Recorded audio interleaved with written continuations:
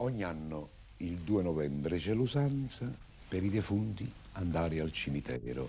Ognuno le da fa che sta crianza, ognuno ha da tenere questo pensiero. Ogni anno puntualmente in questo giorno di questa triste e mesta ricorrenza anch'io ci vado e con dei fiori adorno il loculo marmoriesi Vicenza. Stana mi è capitata un'avventura. Dopo di aver compiuto il triste omaggio, Madonna se ci pensa che paura, ma poi facette un'arma e coraggio. Ho fatto chist, statemi a sentire. S'avvicinava all'ora della chiusura. Io dopo stavo per uscire, buttando un occhio a qualche sepoltura.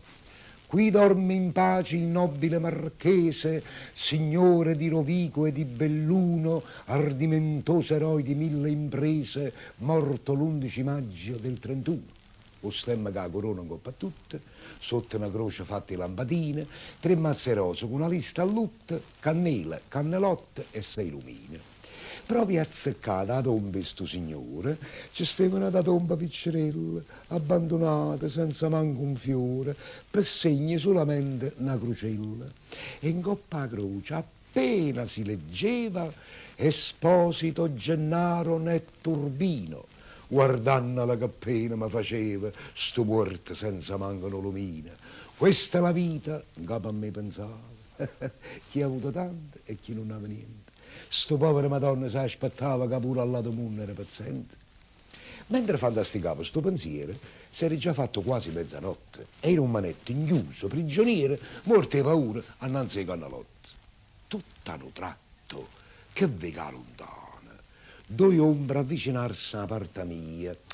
Pensai, sto fatto a me mi pare strano, sto inghescetato, dormo, o è fantasia?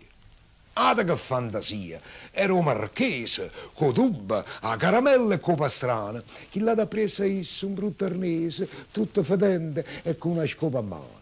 E chi certamente è Don Gennaro, o morto poverino, lo scopatore. In questo fatti non ci vedi chiaro, sono morte e servirono a che sto.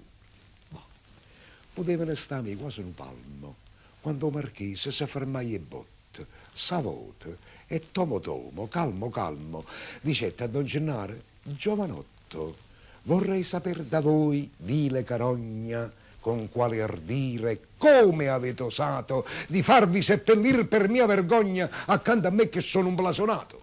La casta è casta e va si rispettata, ma voi perdeste il senso e la misura, la vostra salma andava sì inumata, ma seppellite nella spazzatura. Ancora oltre, sopportar non posso la vostra vicinanza puzzolente, fa dopo quindi che cerchiate un fosso tra i vostri pari, tra la vostra gente. Signor Marchese, non è colpa mia, io non avesse fatto questo torto, mia moglie è stata a fare sta fesseria, io che poteva fare, io ero morta, se io fosse viva vi farei contento. Pigliasse la casciolilla che qua tosse e proprio voi, in questo momento, me ne trasesse in da fossa. E cosa aspetti, o turpa malcreato? Che l'ira mia raggiunga l'eccedenza? Se io non fossi stato un titolato, avrei già dato piglia alla violenza.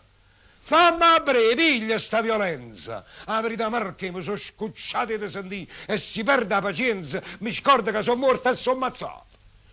Ma chi ti grida adesso, non lo dire? Che dindo vuoi capire che siamo uguali, morte se tu è morto, so pure io, ognuno come nato è tale e quale.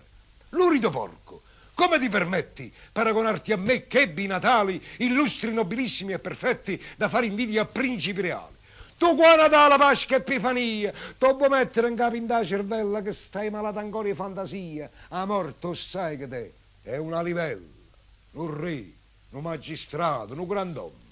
Trasenne sto cancello ha fatto punto, che ha perso tutta la vita e pure Rom. Ti fatto o non ti fatto questo punto? Perciò, stammi a sentire. Non fuori Steve, sopportami vicino, che ti importa? Sti pagliacciati fanno solo le vive, noi siamo serie, apparteniamo alla morte.